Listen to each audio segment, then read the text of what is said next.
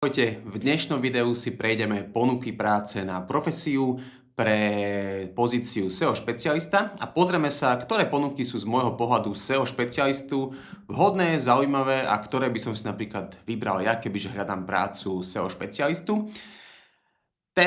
Toto video nadväzuje vlastne na blogový článok, to znamená, že keď zadáte a vyhľadávate, že koľko zarába SEO špecialista, tak tam nájdete nejaké platy, ktoré môžete vidieť a pozrieme sa, či tieto ponuky korešpondujú a či som napísal dobre tento článok. Takže otvoríme si, koľko zarába SEO špecialista a otvoríme si samozrejme aj profesiu a ideme nájsť pozíciu SEO. Takže poďme na to a pozrime si, ktorá pozícia by mňa konkrétne oslovila. No, Bratislavský kraj, senior SEO špecialista Growth Hacker, OK, Hohovec. Ale to je Shield One, dobré. Rotten Security Slovensko, e-commerce špecialista, je tam asi aj SEO, takže pozrieme sa na to. Tu je nejaký SEO špecialista Wing and North, dobré. Marketing špecialista, Cinemax, Data Junior Analytic, YouTube špecialista, to môže byť zaujímavé. Pozrieme sa ďalej, PPC špecialista to nie. Takže keď si dáme SEO, tak veľa tam toho naozaj nie. Tu je nejaký Growth Marketing Strategist. Tu je marketingový špecialista v inšpiratívnom medicínskom prostredí. Zaujímavé. Dobre, takže každopádne všudy SEO špecialista, tu je 1, 2 zatiaľ, čo som prešiel, takže poďme sa na to pozrieť. No, senior SEO špecialista na SaaSkové a AI produkty, Growth Hacker. OK, netuším, čo je Growth Hacker, ale poďme sa najprv pozrieť ponuku. 2000-6000 eur bruto, konkrétna výška mzdy bude predmetom osobného pohovoru, po 3 mesiacoch možnosť navýšenia mzdy. OK, pokiaľ by to bola pravda, tak prečo nie? Takže poďme sa na to pozrieť. No, takže čo hľadajú? SEO špecialistu, Growth Hacker. To akože nazvali, že to je Growth Hacker, aha, že on hackuje akože návštevnosť, tak toto je bol pre mňa prvý red flag. Ale nevadí, poďme sa pozrieť ďalej, však neodsudzujeme to, možno to je naozaj napísané marketingovo, aj keď ja som to pochopil tak, že pre nejakú spoločnosť, čo sa volá Growth Hacker, tak to hľadajú. Dobre, takže čo pri práci budeš využívať, to je nič, analýza konkurencie, čo budeš robiť, vytvárať SEO stratégie pre SaaSkové produkty, OK. Super. Analyzovať kľúčové slova, výkonnosť stránok konkurencie, jasné. Pripravať podklady pre obsah, technické úpravy a link building, OK, v pohode. Spolupracovať s vývojármi pri implementácii SEO riešení, áno, to je samozrejmosť, to znamená, že musí mať technické znalosti ten SEO špecialista. Monitorovať výsledky a odporúčať optimalizáciu, jasné, to je štandard, mať reálny vplyv na rast produktu a jeho viditeľnosť online. Tak to je samozrejmosť. No a teraz. Benefity, flexibilný pracovný čas, to keď vidím, tak ale OK, jasné. To znamená, že môže robiť aj v noci alebo cez deň, netuším. Full-time, part-time živnosť, tak v tomto prípade sa ľuďom oplatí živnosť, aj keď, aby to potom nebolo nelegálne zamestnávanie na živnosť, takzvaný švart systém. OK, team building akcie, tak to napríklad pre mňa je skôr negatívum ako pozitívum, ale poďme teda ďalej. Pozície vhodné pre 3. stupeň. To som presne ja, 3. stupeň, aj keď pre túto oblasť 3. stupeň absolútne. Ale jasné, majú tu aj maturita, takže presne je tam rozsah rôzny. Vzdelanie v odbore marketing. To ja napríklad nemám vzdelanie v odbore marketing, aj keď som SEO špecialista, web editor, tak ja mám vzdelanie v odbore molekulárna biotechnológia. Anglický jazyk, tak to je jasné, to je samozrejmosť už. Znalosti. HTML základy, OK, content, takže toto je v podstate všetko v pohode. SEO pre SaaS produkty, pokročí, OK, úspevné. No, a teraz, čo očakávajú?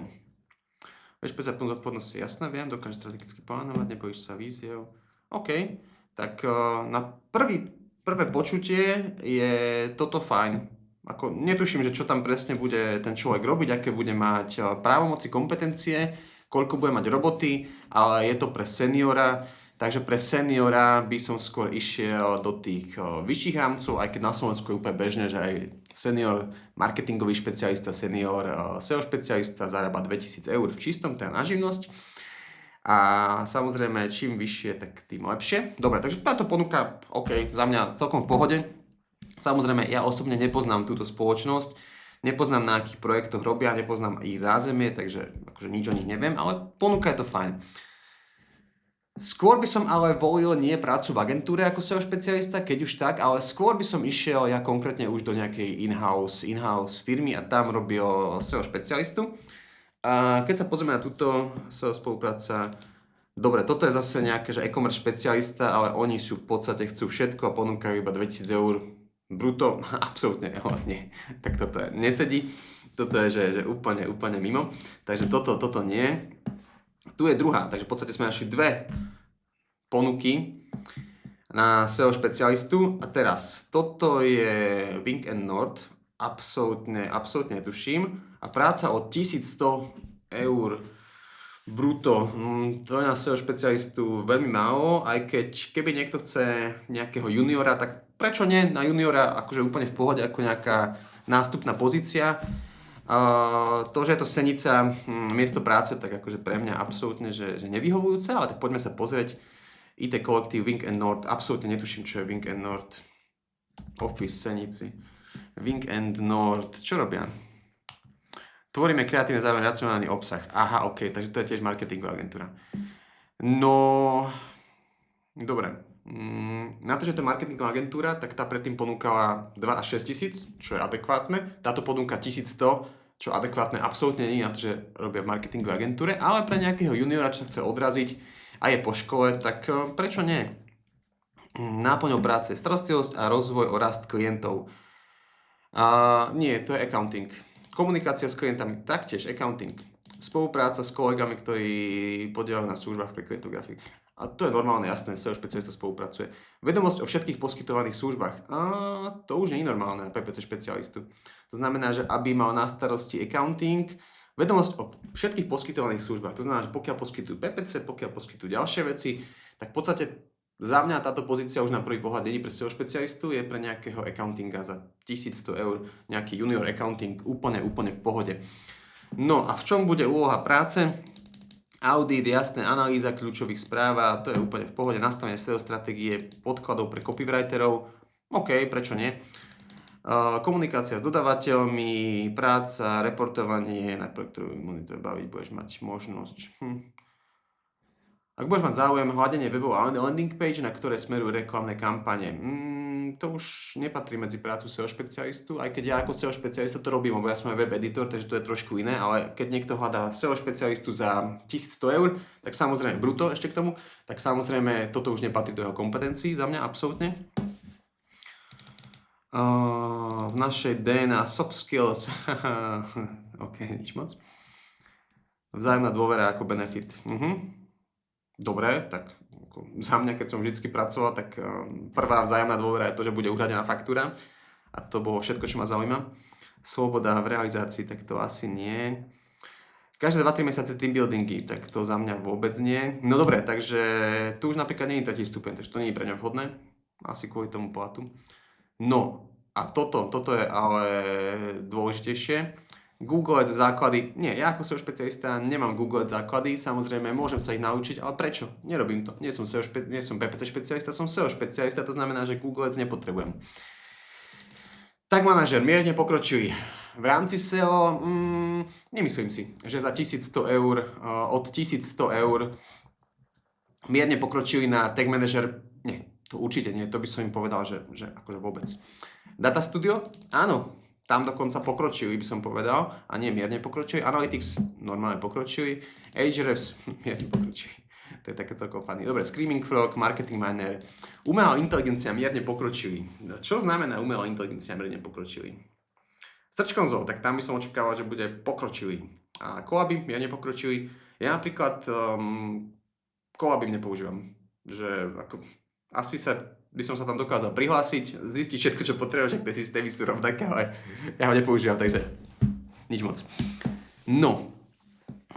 A to je asi tak všetko. To znamená, že máme dve ponuky. Z týchto ponúk by som skôr volil tú prvú, ale keďže tú firmu nepoznám, je Hlohovci, takže absolútne neviem, ale z tých ponúk je to určite lepšia tá prvá možnosť. No a ďalšie, čo sú tu, tak toto už je SEO. Je tu vôbec SEO spomenuté? Nie, ale dalo mi to. Tu je vôbec SEO? Nie. SEO Analytik, je tu niečo SEO Analytik? Tesco, to je nič.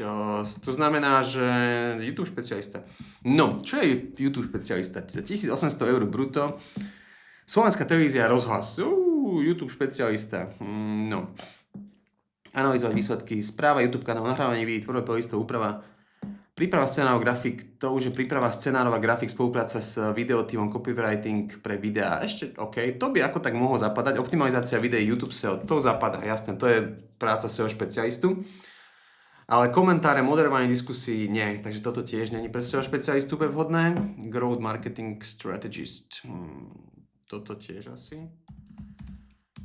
Dobre, takže tu niečo. EPC SEO, OK, dievča pre všetko, super, ešte aj eventy. Dobre, takže vidíme, že pre SEO špecialistov in-house ponuky momentálne nie sú, a keď sú, tak nie sú ako keby in-house, ale sú z marketingových agentúr. Jedna ponuka dosť, čo je zaujímavé, jasné, tam by to bolo zaujímavé sa prihlásiť, keďže hľadám prácu.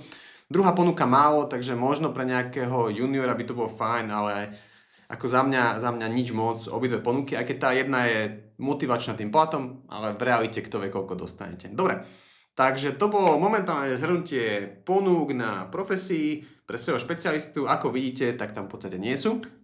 A to znamená, že vy ste nemali chcieť byť SEO špecialistom? Nie.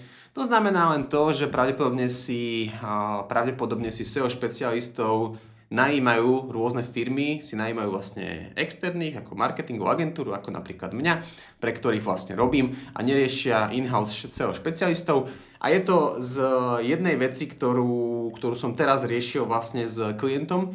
A je to kvôli tomu, že in-house špecialista, povedzme, aj mimo Bratislavy, zobere 1500 eur. To znamená, že aj v nejakom Účenci, Rimavskej Sobote, v Košiciach, kade tade, na sice Košiciach to je už to samozrejme je, ale povedzme, že v Rimavskej Sobote by si SEO špecialista vypýtal 1500 eur. Rimavská Sobota je charakteristická tým, že tam je najväčšia nezamestnanosť a 1500 eur na Rimavskú Sobotu je fakt, že akože super peniaz. No a teraz, za 1500 eur, kebyže si to porovnáme, tak platíte odvody na jednej strane za toho človeka, za 1500 eur je tam, má nejaký obmedzený čas, chodí na porady a všetko možné, etc. etc. Na druhej strane za 1500 eur už vlastne v rámci SEO robíte že kopec práce a proste práca ide. Takže ja sa nečudujem, že keď niekto hľadá SEO špecialistu, tak nehľadá in-house marketéra, ale hľadá skôr externého kvalitného dodávateľa, či už freelancera, aj keď freelancer je taká vec, že kto je freelancer, kto je agentúra. Tam dá sa to nejako rozdeliť? Sú tam nejaké presne stanovené hranice? Mne napríklad ľudia povedali, že my chceme freelancera a vy ste drahí. No ale keď potom som im dal cenovú ponuku, tak zistili, že som oveľa lacnejší ako nejaký freelancer, ktorý v podstate za sebou nemá žiadne výsledky. Len si proste vypýtal veľkú cenu. Dobre, takže to bolo všetko. Pokiaľ sa vám to páčilo, dajte like, dajte odber, poprípade napíšte vaše skúsenosti s pohovormi na SEO špecialistu a až by ste chceli, veľmi rád s vami spravím rozhovor. Som naozaj zvedavý, že ako funguje momentálne pracovný trh v rámci SEO špecialistov, takže budem veľmi zvedavý, keď mi napíšete alebo keď sa aj stretneme a porozprávame o tom alebo online, že aké boli vaše skúsenosti na nejakých pohovoroch, čo sa týka ponúk v rámci SEO špecialistov. Dobre, takže vidíme sa pri ďalšom videu.